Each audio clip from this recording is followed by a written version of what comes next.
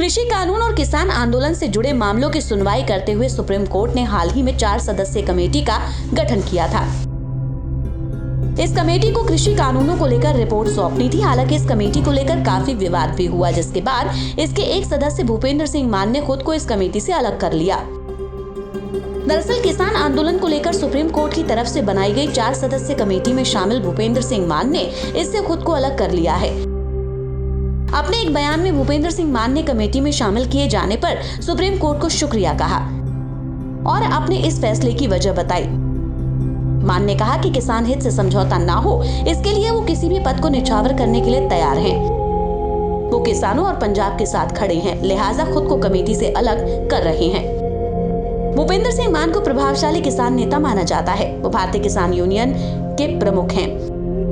किसान संघर्षों में योगदान को ध्यान में रखते हुए 1960 में राष्ट्रपति की ओर से भूपेंद्र सिंह मान को राज्यसभा का सदस्य मनोनीत किया गया था। वो ऑल इंडिया किसान कोऑर्डिनेशन कमेटी के भी प्रमुख हैं, जिसमें कई किसान संगठन शामिल हैं। मान ने 1966 में पंजाब खेतीबाड़ी यूनियन का गठन किया था। आगे चलकर 1980 में यही संगठन भारतीय किसान यूनियन बना। बीकेयू किसानों के ताकतवर संगठन के तौर पर उभरा, हालांकि बाद में इसमें कई बार टूट हुई।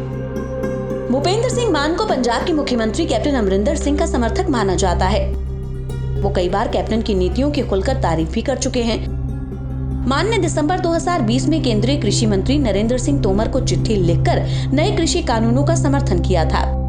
खत में उन्होंने इन कानूनों को किसानों के हित में बताया था, लेकिन कुछ बदलावों की भी मांग की गई थी।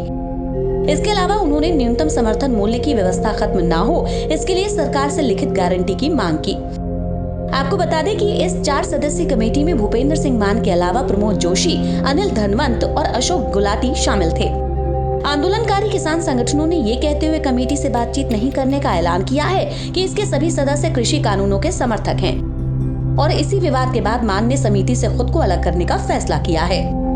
Bureau report.